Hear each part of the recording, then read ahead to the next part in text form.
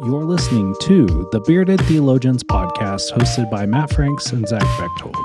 We hope you enjoy this week's show, and you can find out more about us by going online at beardedtheologians.com, where you can pick up a few t-shirts, listen to a few old episodes, and find ways that you can connect with us.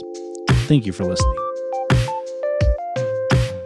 You're listening to the Bearded Theologians podcast, hosted by Matt Franks and Zach Bechtold. And today we have a very special guest on the podcast. We have the Reverend Dr. Christina Embree on, who is the founder and director of Refocus Ministry. Christina, thank you for being on with us. Thank you so much for letting me come on board, even though I don't have a beard. No, absolutely. You're great. I love it. Thanks for your willingness to be on. Would you just share with our listeners a little bit about who you are, where you're from, what you do? Yeah. So, my name is Christina Embree, that you've already mentioned, and I am really, really passionate about connecting generations and meaningful relationships for lifelong discipleship. And I wasn't like born with this passion. I didn't come out being like, "Ooh, this is the thing." But in 2010, I was asked by my pastor to consider being the children and family ministry director at the church I was at. And I told him, like, look, man, I got my degree in secondary education for a reason. Not super great with kids. And he said, I just think that you're going to find you end up working a lot with adults, with other staff and volunteers and parents. And so I jumped in, and I had zero training in that. So I asked if it was okay if I were to go to a conference, kind of get my footing. And I ran into a speaker there named Brian Haynes, and he had just written a book called Shift, which was about moving the focus of discipleship from the church back to the home. Dude, I bought in like 100%. I was like, this is what we need to do. And I went back with all that conference enthusiasm, assuming that everyone else who didn't go to the conference also had that enthusiasm. And they did not. And I got a lot of blank stares from parents and caregivers that were like, you want me to do what, where? And it just really occurred to me that parents and caregivers were feeling under-resourced, under-equipped, and just overwhelmed with this idea of discipleship. And so the more I dug into it, the more I realized that what they really needed was a community that would come alongside of them and love their kids and love them and support them and have relationships with them. And that was going to do more to help them as the disciplers and the main faith formers in the home than any resource we could possibly give to them. And the more I dug into this idea of community and intergenerational community, the more I recognize, like, we really need this. This is actually how the church has been established through the ages. We pass our faith from one generation to another, and we do that not by a book or a really good worship song or a fantastic pastor. We do that through sharing our lives and our faith stories with one another in relationship. And so in 2014, I started writing mostly about faith formation at home. The more I dug into this idea of relationship, the more it became about connecting generations. And so I did some studies with that, and I ended up getting a doctorate in spiritual formation. And I focused on age segregation, the impact that it has on discipleship and formation. And I kind of work with that now. So yeah, I'm really passionate about it. My husband and I are both ministers here in Lexington, Kentucky. We serve an amazing community of people here. And then I get to talk to churches all over the globe about generational discipleship and faith formation. And I also like to bake bread, take hikes, and walk my dog. Love it. That was my next question. What do you do for fun? No, I mean, honestly, the baking bread thing is like a new thing. No, I'm not a sourdough mom. No, I'm not on the sourdough bandwagon. That is way too much work. Oh my gosh. Like, you have to follow a schedule and like flip and fold and like have it with your starter. Like, that's not me. I do this really amazing thing on Friday night where I throw 3 1/4 cups of flour, 2 teaspoons of salt, 1 teaspoon of yeast, and a 1.5 cups of water into a bowl. And then in the morning, I throw that in the oven, and we have fresh baked bread on Saturdays. Love it. So Nice. That's my version of I like to bake bread. Yeah. That's the good kind of bread too, right? It just Everybody loves it. Yep. Yeah. I love what you're doing. I love the work that you're doing, and then it's that it was kind of birthed out of this this request to work with kiddos, with children, which I've done in my career and said the very same thing. Not my gift. Not me. Yep. Yep. But found myself in that place anyways. But the foresight or just wisdom that your senior pastor had to say, you're probably going to be working with a lot of adults too, and that intergenerational thing, it's huge. It is.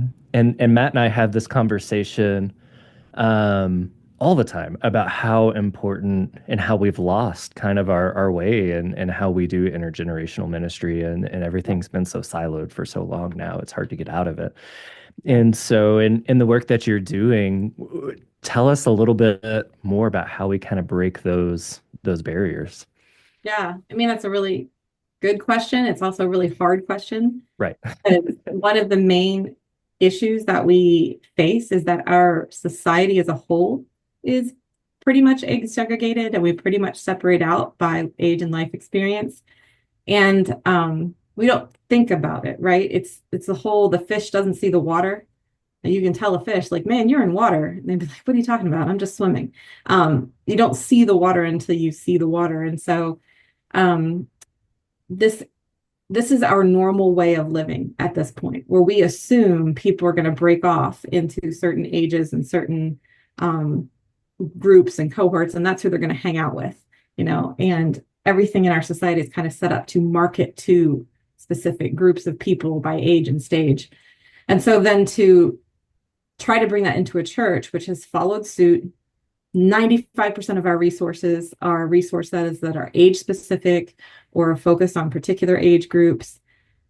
I would say probably 95% of our worship services are really targeting a very small audience and leaving off the margins, those who are the oldest and those who are the youngest. And I don't like saying it, but the truth is it's marketing to the groups that can bring in the most money and sustain the ministries that are also age segregated. So we put 80% of our time and effort and money into things that separate us, and very little into the things that bring us together. And then we are curious why we see younger generations leaving and the lack of relationships. So it's a hard question, because the question is asking about barriers that are often so overwhelming that churches go, well, it just won't work here because it doesn't match anything else that's going on. We don't even have a place to start. And that's what we hope to do at Refocus, is actually say, well, you probably do have places to start. And it probably isn't the same as the church down the road or the mega church you're trying to be like, or, the church in that denomination. You have other things, and we can find those and build those things. But there's no cookie cutter answer. There just isn't, because we are living into a norm that says, be separate, hang out with your people, and then go with them through life in your little fishbowl. And that's just not exactly how this works best, passing our faith. Yeah. Well, I love that there's not a cookie cutter answer, right? Because if there was, we'd probably be doing it. It's the hard and faithful work of trying to figure out what does work for our community, what are the needs here. And being United Methodist pastors, we obviously move around a lot, and our box of tricks don't work everywhere. And that's a good thing. Yes. But a hard thing, because every community has its own issues, its own strengths, its own, things that it brings. And I've gotten the chance now to coach with churches across a wide spectrum of denominations. And it is always surprising to me at what rises up as like the strengths that they often don't see, but I can see it because I've seen other churches, and I can say, wow, you're really strong in this area, where for them it's just part of the culture and they don't see it as a strength, and it's something they can actually build on and invite people into, that they don't necessarily notice. For example, liturgy. A lot of churches don't use liturgy. Churches that do use liturgy have the opportunity to invite people in very easily. Because you're saying and doing the same things every week, it's very easy to say, hey, would you read this scripture? Can you say this prayer? And weeks in advance what's coming. You can give advance warning. When you're running a church without that type of a liturgy, there's always some type of liturgy, but without that type of a liturgy, it's harder to invite people in because you're making things up. right? Like you're like, oh, well, I guess we could add in a prayer here. Just pray whatever you want. Yeah. It's a lot easier to go to a fifth grader and say, read this, or to a 80-year-old and say, can you share this scripture? Yeah. Much harder when you don't have that built in. Yeah, and I think that's been our biggest.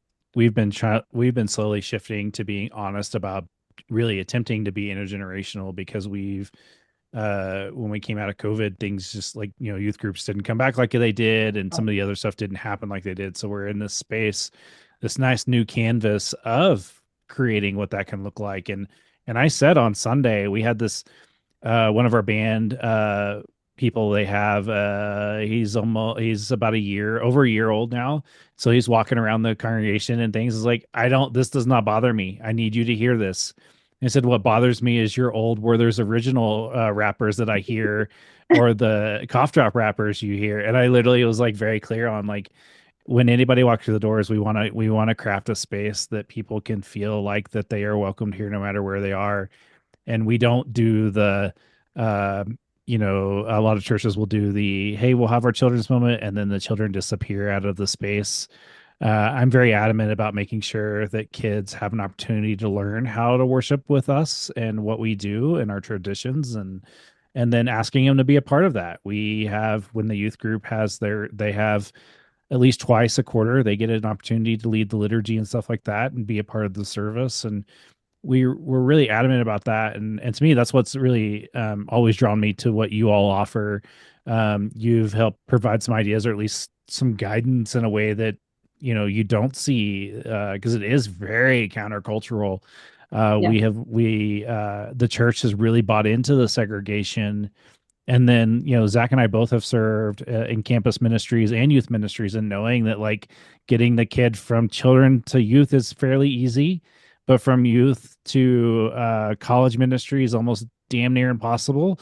And then from the college experience, whatever there may be, to being an adult in churches is almost non-existent, because they don't have that connection to the church as a whole. Absolutely. There's not a sense of belonging, which is so. There was a study done, I'm going to say it was 2 years ago, by Dr. J. Moon at Asbury Theological Seminary. And he was looking at presentations of the gospel throughout history. We haven't, believe it or not, we haven't always presented the gospel the same way. And what once worked in our culture doesn't seem to be working now. The whole guilt, shame, like, you've sinned and you should feel shame. Well, when people don't feel shame and they don't feel guilt, that's not a very inviting gospel. Like, they don't understand their need for a savior if you don't feel guilty and full of shame. But he said what people do feel is a lack of community, belonging, and purpose. And the gospel that we have is that, well, there is a community that Christ has made available to you, where actually you do belong. You were actually created to belong in that place. And guess what? You were made with a purpose. So you don't just get to be part of a community where you belong. You have a purpose in that community. And that is the gospel. That is our way of sharing the hope that Christ gives us in a community, in a culture that really is lacking those things. And that's what I feel like is missing so often from our church communities, is that, especially that leap from youth, where they do feel like they have a community that they belong in and have some purpose. So that next step of coming into the larger adult community, where maybe they've only been in that service to perform, or to share about a trip that they went on, or to do Youth Sunday where they're in charge anyways, and it's still kind of more of a performance, to come in and just sit in a pew. Well, who are these people? Why am I even here? And what's my purpose? Like, I don't even know. Like, I don't feel like I belong here, and I don't even know what I'm supposed to be doing here. And so I feel like we failed the generation that doesn't have those relationships, where the alternate could be, if we throughout the congregation are establishing relationships the whole way through, that when they graduate, they walk in and Mr. Bob says, hey, dude, come on over. You get to sit with me now. And this is what we do here. And, you have a great voice. Have you ever thought about serving on the worship team? Because we could really use some young blood up there. And totally different experience when there's connection and relationship and discipleship happening. And I think that's the thing that I often identify in church, that our culture seems more and more built around what happens on Sunday morning within the hours that we are supposed to show up and sit in the pews and listen, and then we leave. Um, and I don't know that it's possible to create that full communal aspect in a worship service, right? And so finding the ways where we're in community together that aren't siloed, that aren't age specific, or, you know, um, uh, to have those conversations, to build those relationships, because we're not going to do it in a passing of the peace on a Sunday morning, right? You're not going to wholly do it at a 5 minutes and a coffee hour, after the service, right? Those are As really people, great places to connect. yeah, But that we've got to take it further if we're looking to develop meaningful relationships. right, right. And I see that in just about every church I've served, that lack of meaningful connection. Yeah. We come in, we sit down, we sing, we pray, we say, "Hi, how are you?" And then we go to breakfast or lunch or camping or up the mountain, whatever, right? Like we go anywhere else. Right. And get back into our very families or very small communities, or many of us go back and we're alone, right? Or back to caregiving, or, you know, anything else. And trying to create those spaces where people can just come and sit at the table and go, "Damn, it's been a hard week." Yes, exactly. And so in my research that I did for my doctorate, one of the things that we looked at were different constructs that either bring us together or keep us apart, like different constructs in society. We looked at the parallels in the church. So when we did that, one of the things we looked at were relational constructs. And 50% of the churches that were in the case study said, yes, we see positive, meaningful relationships happening in our church. But when I asked them, where do you see these relationships happening? 100% of the 50% pointed outside of the church. They pointed to opportunities for serving together, being on mission together, showing up in each other's houses. Like one church has these dinner groups that meet once a month, that they form real tight relationships within those dinner groups. It was everything outside of the Sunday morning, Wednesday night youth group experience. It was beyond that the relationships were being developed. And I think so often we miss that. We don't count that as church, right? But actually connection is good. Relationship is better. Relationship is where we get to start sharing our faith stories and our Jesus moments with each other. And often I think when we're so focused on the Sunday morning worship experience, we miss that we're supposed to take it the next step. This is a great place to connect. But if I can tell a story, and I think you guys will appreciate this. I worked with a church that when I first started working with them, their identified barrier, because we identify bridges and barriers, their identified barrier was sports. They said sports are the great evil. They're taking our families away from church. They're terrible. We hate sports. And I was like, I hear you. Guess what? You're not going to get rid of sports. Like, I don't care how much you hate them. Like, sports are here and they're going to stay and they're going to be on Sundays. And like, so you have a choice to either hate sports and then lose everybody who's doing sports because they have so much shame. They're never going to show back up in the doors again because you hate sports so much. Or you're going to use it as your bridge. And you're going to say, we're going to meet people where they are. And so they decided that they were going to put up a bulletin board in their lobby. And they invited all of the kids and youth who were in anything extracurricular, sports, spelling bees, dance recitals, ballet, whatever, that they could come and they could put their schedules up on the board. And then their two oldest Sunday school classes committed to going up with their giant day planners and saying, okay, I'll go to that game. I'll see this thing. And they got everything covered. And then they started showing up, right? So in this particular town, the sports complex was like one place that everything was at. And so this church starts showing up to watch these kids who come to their church play t-ball and do whatever. And they start getting recognized. They start going to more than what they've signed up for. One older lady recognizes that when the older kids are playing, the young kids are running around like mad people. So she starts doing Sunday school on a blanket. And the kids all come over and they get snack and they get a lesson. And then one of the people noticed that the refreshments were all parents who had to volunteer so money could go back to the team. And so a group of them got together and said, well, why don't we just run the refreshments bar, give the money to the team, but let the parents watch their kids? Can you imagine what that community thought when this church like randomly shows up None of their kids are playing. Yep. They're not even related to most of them, but they're serving in that way. Well, I'll tell you how it happened because I do a 6-month check-in with everybody I've coached. I call them for the 6-month check-in, and this is what they said to me. We are not the same church we were 6 months ago. Not only do we all know one another's names when we do see each other, but the community knows who we are, and they've come to visit us because they know us personally. And instead of shaming parents for taking their kids to these games, we're sending them out as missionaries. We are praying over them. We are blessing them. We are sending them out to share the love of Jesus with everyone they run into. And then we're saying, come back and tell us how Jesus shows up. We want to hear your stories. Come back. So there's an invitation. It's no longer a shaming thing. It is a welcoming thing. And yeah, their church, this does not always happen. I always caveat with that. Their church did grow in number. Mm-hmm. I am more excited about the fact that their church grew in relationship. Yeah. That people who would pass each other with suspicion and frustration now pass each other with, dude, I saw your home run and that was amazing. I'm so proud of you. And that kid who was super distracting is now Johnny, who I go see play, or Susie, who did the best ballet performance I've never ever seen. Like, that's what happens when we move outside of church and become church.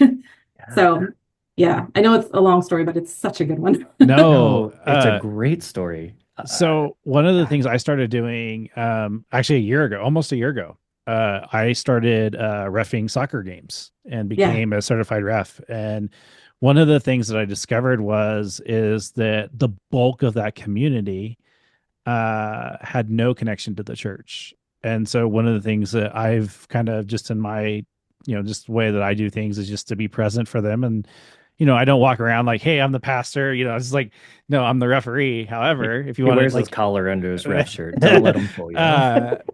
But I do now have a coin that has Jesus on both sides. That's how I do my coin flip for the games. But you get a shirt that says Rev Ref because that would be really awesome. I'm getting one I'm eventually gonna have one of those. I also have one that will say, who would Jesus yellow card? Because I think that's funny too.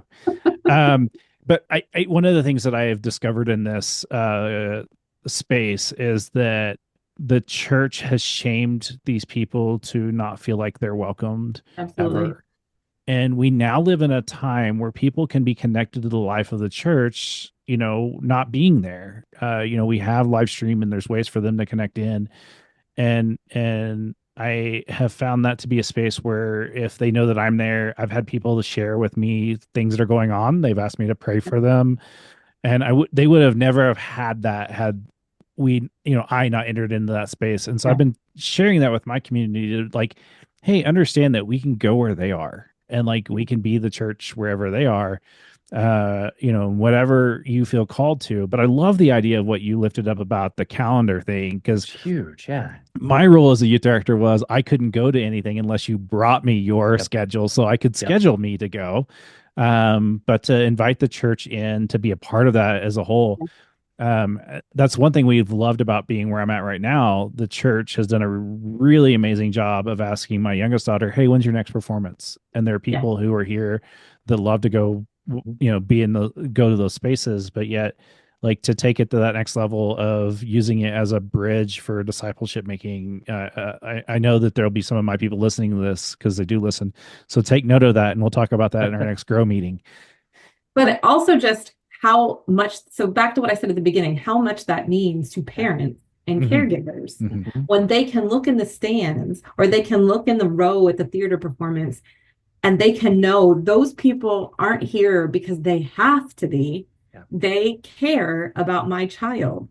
And that's also why I'm a huge advocate for praying for each other across generations. I personally really recommend the book Pray for Me by Tony Souter because it's really easy to use. It's one of the few resources that are actually out there to connect generations together. But that particular schema we've used at 3 different churches. And what we do is we ask our kids and youth who are going to have prayer partners to pick someone between 18 and 30, 30 and 60, and 60 plus.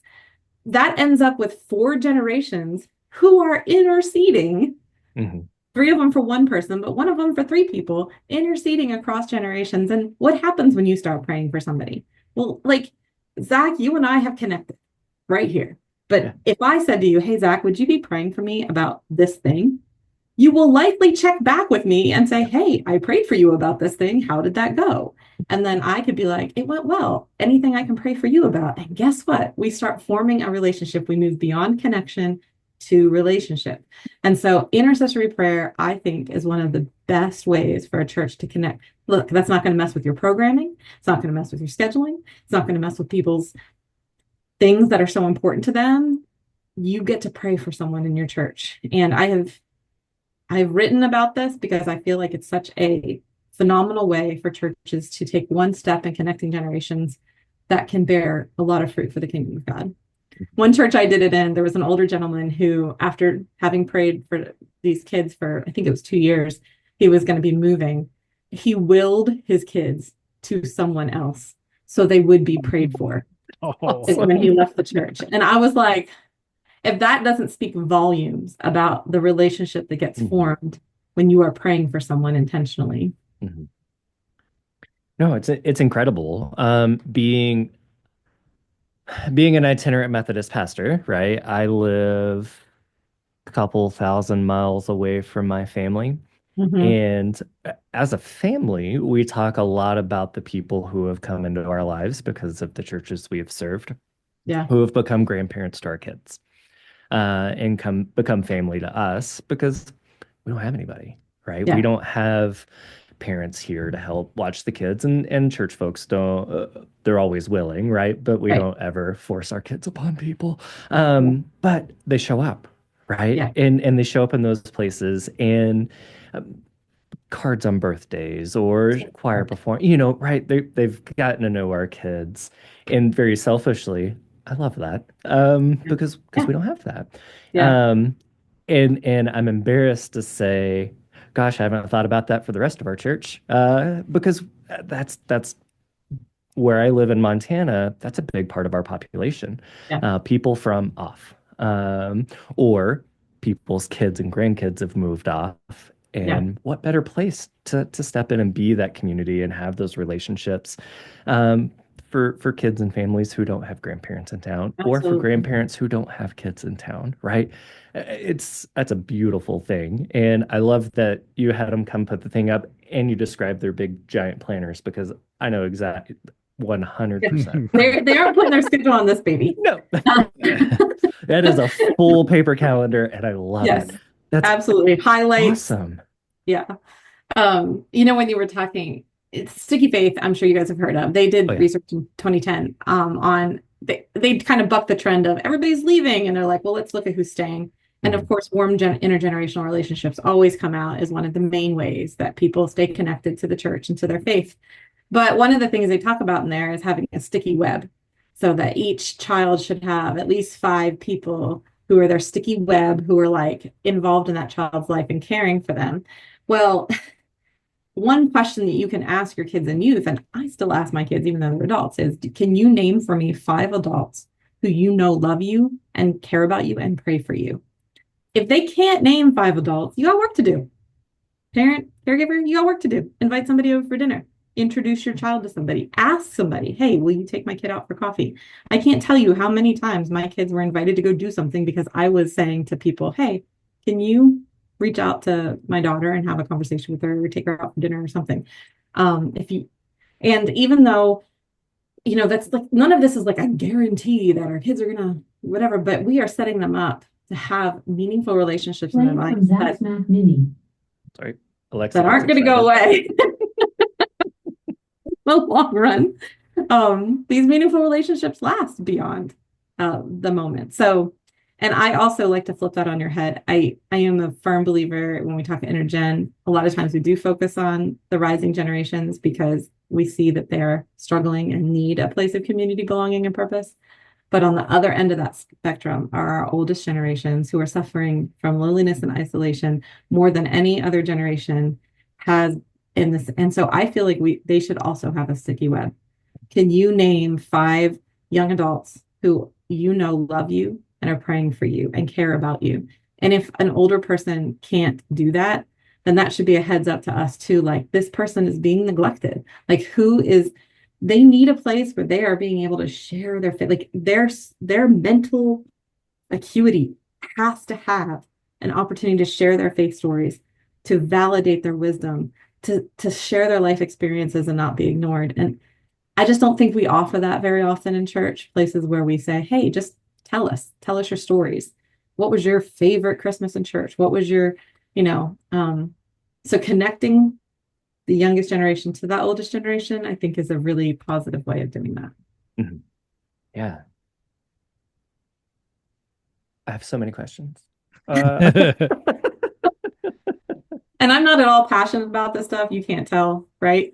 Well, and like I said, when I first discovered you, you definitely have been the Refocus Ministry has been instrumental in some of the things that I've done in attempting to do this stuff.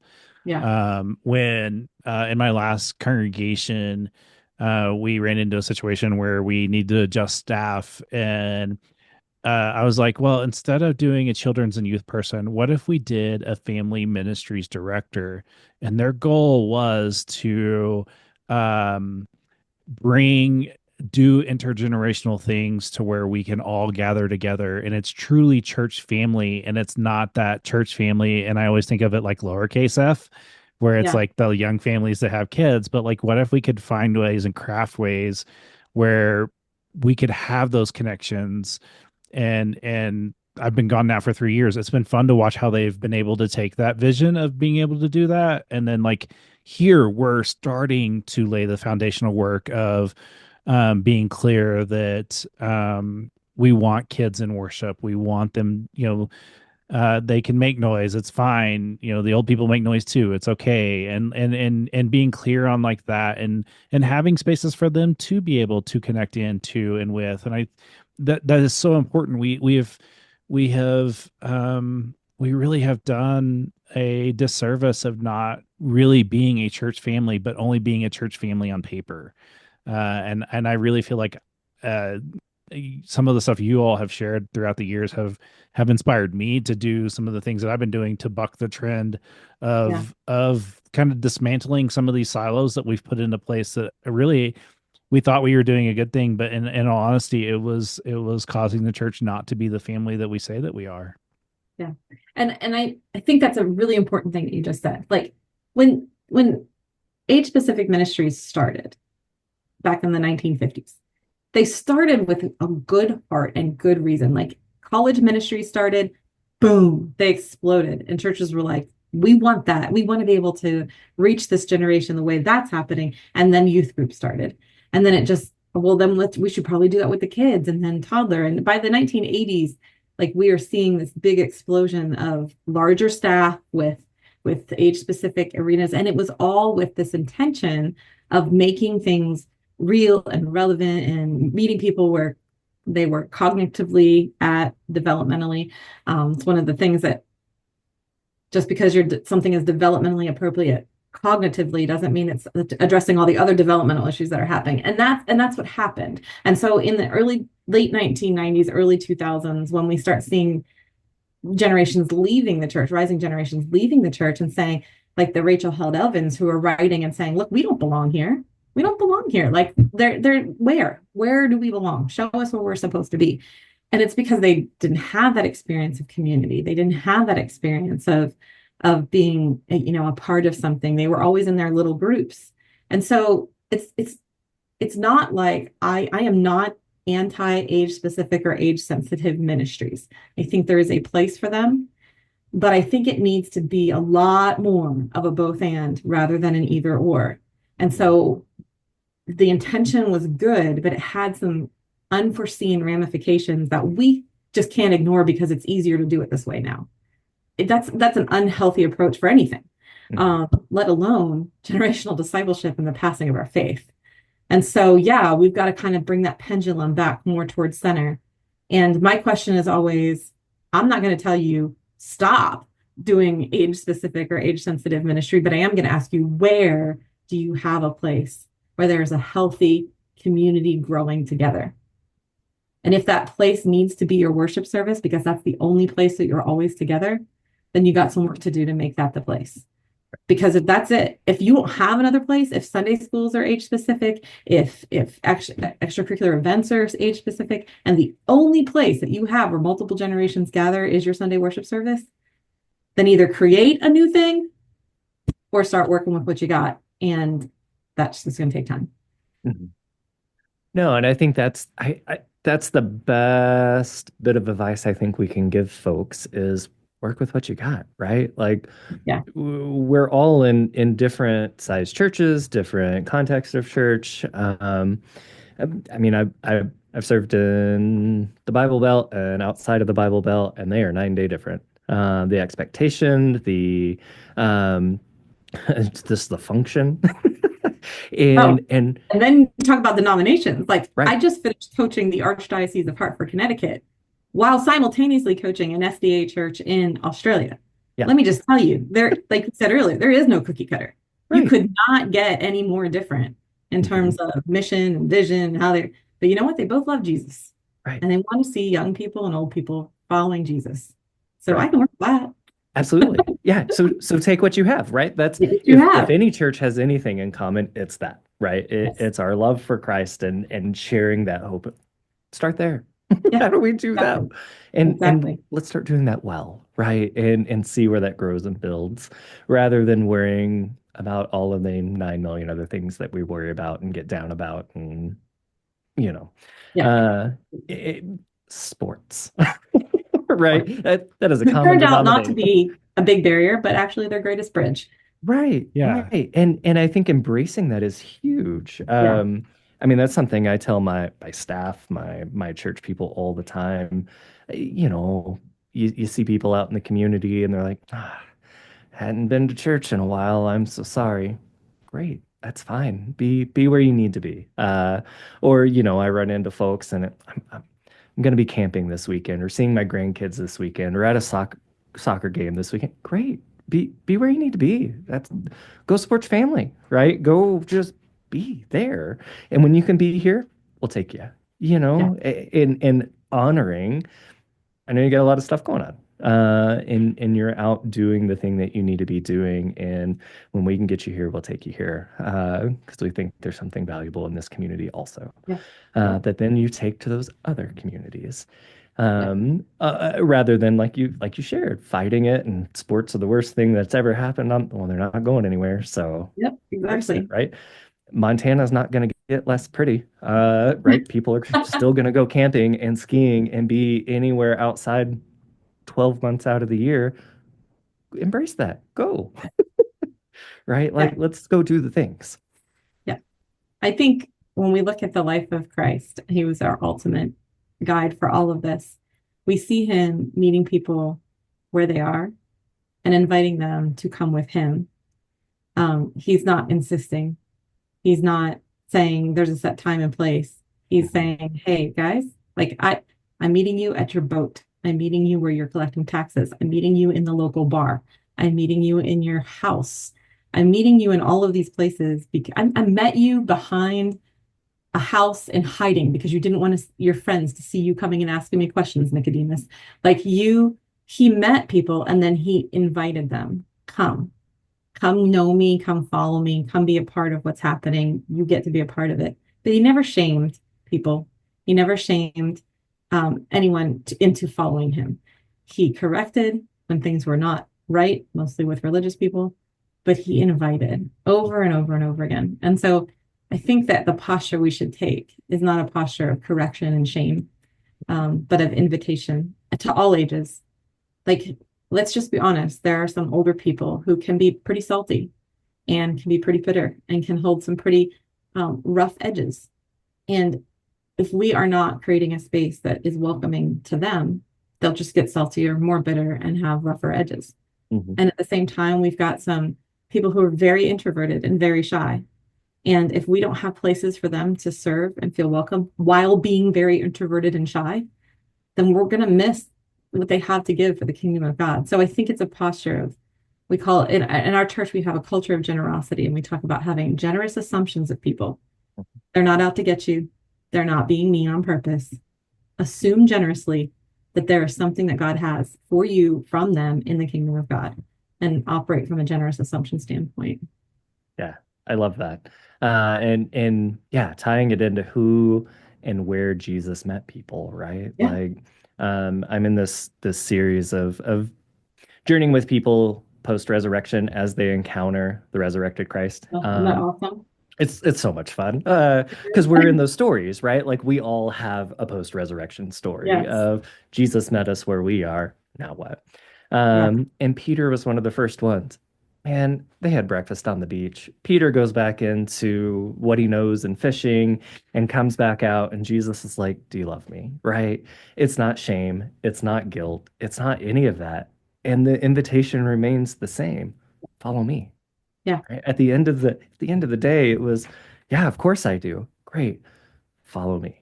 Yep. And no guilt, no shame, no, hey, you remember when I was being arrested those 3 times? None of that, Of course right? he remembers. Yeah, he hasn't forgot it, right? He's probably not slept, but Jesus doesn't talk about that. Yeah. And I think for so many of our church folks, regardless of age and generation, that's what they know about the church, or people outside it, both, Yeah. right? Inside and outside, that's what they know. There's Yeah. guilt, there's shame, there's this and that. And I haven't been there in a while, so gosh, it's going to be weird going back in, or somebody's going to say something, But or imagine if they walked in the door and people were like, "Oh, it's yeah, so good to see you. Tell so us glad what's you're going here. Yeah. on." Like, Mhm. that is such a different Yep. occurrence. And that is Yep. what we can do. Absolutely. And that's what we can do for all ages. Yeah. But we have to know Absolutely. each other first. Like, we have to know each other's names. We have to have some kind of relationship Mhm. beyond passing each other in the lobby. Right. Right. Or side eye when there's a loud rapper or a kid walking around or anything else. Yeah, and by the way, Matt, I love what you said about the 1-year-old. I worked with this one church. They had a very odd setup of their church. Their sanctuary was like in the middle of like a circle. So their hallway went all around the circle. And the pastor was like, people complain that the kids run. And I'm like, it's a circle. It's Of course literally a they're running. racetrack. What do you think they're going to do? But I said to him, I was like, well, can I ask you to do something that may feel a little off? Can you get down on your knees? And I want you to walk that hallway on your knees and tell me what you see. And we'll talk about it next time we get together. Well, of course, what did he see? He saw blank walls and table legs and dust bunnies. And I said, now imagine that full of people's legs. Like, what do you want to do? He's like, I want to run. I was like, yeah. Mhm. And you're an adult. So what they did with that space, when I was just thinking about you talking about the little guy walking around, is they decided they were going to take this half and they were going to turn it into kids. So they took one part of the wall and they put it whiteboard paint on it and whiteboard markers. Now, no adult is going over there and using it, but every kid was like, oh, they put chalkboard place paint in one place and they put some chalk out. They had a Lego board with like the bigger Lego so people wouldn't step on it in one pot. And so all around that church now, instead of running, what do you think the kids were doing? Whoop, Right. whoop, whoop, run into the little activity centers. And then what happened? Adults were like, oh, what are you drawing? What are you building? What are you writing? What's happening down there? And so what was a racetrack that was really uncomfortable turned into a place of interaction, and nobody was getting run over, and it was just a whole different place. And all it took was a different perspective. So I don't know, Matt, maybe you can get down on your knees and wander around your sanctuary. Well, he's pretty short. He's already down on that level. Well, what's really funny is it's actually one of the things that I've said that, and I was talking with the grandmother of this child the other day. She's like, it's is he okay? He's not causing too many problems? Like, no, he's fine. So one of the things I'm hoping to be able to do this summer is to repurpose this one area into a space where he can go in the service. And we'll have, I call them non-violent toys. So we don't have loud toys, but we have toys that they can play with and activities that we can do for people of his age and other things. One of the things that we've done that's really cool is you can buy these containers that they're about that thick, they're about that long. They'll sit on their lap, and we fill the containers with all different kinds of activities in the worship service. There's like fidget toy things in them and all sorts of fun things in them. And when we have guests, they love that because it gives them, they're not just walking in, handing a children's bulletin, and then that's it. There's actual other things that they can connect into. And that If anybody ever says anything to you about that, this is what you say back to them. When children's senses are developing, they develop in tandem with one another. So if we want them to listen, they need something to touch. If we want them to see, they need something to feel. This is the way their brain works. So when we force them to only look at something or listen to something, we're going to lose them. They need to be interacting, and that's how developmentally they grow. So we're helping them to develop not only their faith, but also their brains. Yeah. I am 40 years old and I need to touch something when I'm listening. Oh, me too. Right? Like it is a thing. Yeah. Well, and I love your idea for basically, I've heard those called playgrounds, but I love the idea of having like an area. And here's the thing, you aren't going to have to say to that 1-year-old, hey, buddy, go over there. We know where we're welcome. Yeah. Our space gives us clues. We know exactly where we should go hang out. He's going to be like, that's my spot. That's me. Yeah. Yeah. The grandmother first asked if she could have a box for Vinny and be like, this is Vinny's box, because he's the only one in that space in the service. I'm like, we'll probably do a Vinny's box, but know that there's more things coming. And a lot of it too is just I just want to make sure that kids feel welcomed in worship, but then also like, I just really believe that they need to be there. So that's how they learn how to be a part of us. And you know, if it sucks, that's on us to make it better. I mean, I know that's something Zach and I wrestle with week in and week out. How can we make this better for people to be engaged? And that may mean, letting, you let the person, the child, like literally the last time we had the youth read, which was, I think, last month, the youth that said that she could read, she'd never been to one of our worship services, but she did a great job. Yeah.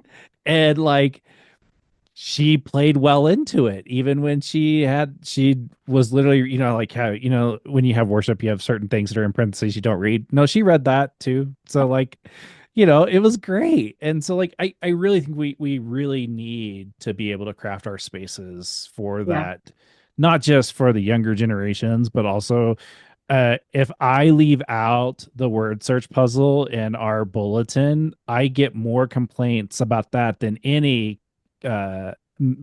spelling mistake, because people are desiring that. I had one complaint last week because it was too hard. So, to me, that's just like, it's just that way that we're engaging and we're connecting. And yet like, that's really what we should be about when people are connecting into our communities. Yeah, absolutely. There's a guy named Harrison Lutzel. He works for the Institute for Baptist Leadership or something like that. And he gave us a talk once that I got to listen to, and he talked about the verse that says that the justice of God rolls like a river.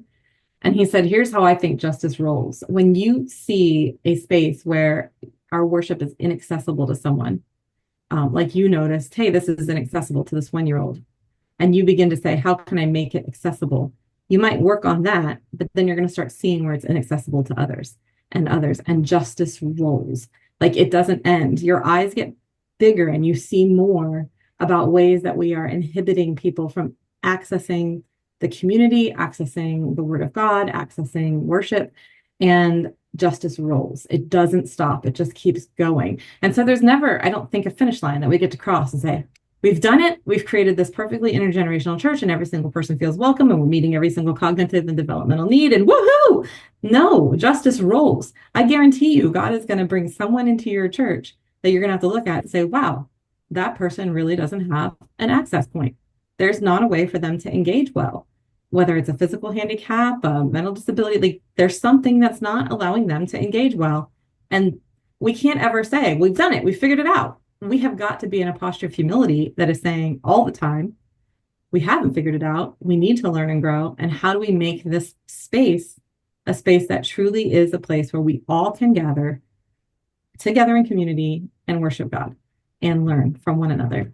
And so it's a beautiful thing, but it's something that I think most churches aren't necessarily thinking about. I do a lot of asset mapping work with my church and with other churches, and doing that very thing of like, go out to your parking lot or your outside space and walk in and count how many times you've said no to people. That's where we always start. And then the second place I have them go, I say, go to your bathroom.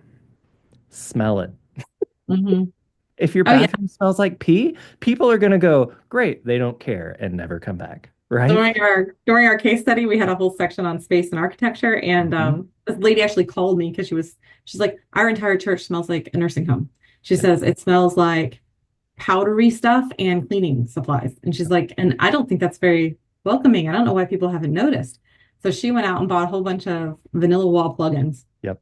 And she said the number of people who came up to her on Sunday was astounding. They were like, smells really good in here. Smells like Yeah. somebody's been cooking something. I feel like I just walked into my house. Like, and that was sending a message Yep. that she never even noticed. And a visitor definitely would have. It's the first thing they notice, right? It's getting people to see the little things so that they can see the big things, right? Exactly. And yeah, it takes all of that. It takes all of us to be able and willing to do that work, and to be with the people who dig their heels in and say, it's not how we've always done it, and dig in with the people who are for and resist change, right? Like, why? What's the answer to that question on both ends? Why is this important? And try to Which is find why that it's an space. ongoing conversation and never a Mhm. finish line. Exactly, right. And if you're willing to do those small things and ask those small questions, yeah, it just builds, right? Yeah, absolutely. Um, and you never quit asking those questions, hopefully. Yes, Yeah. absolutely. I love that.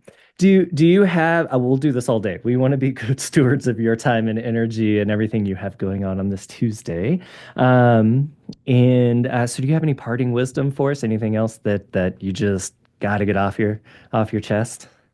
I think it's something that I started with, and I just will emphasize it again. The journey we need to go on is connection, relationship, discipleship. Refocus's mission is to connect generations in meaningful relationships for lifelong discipleship.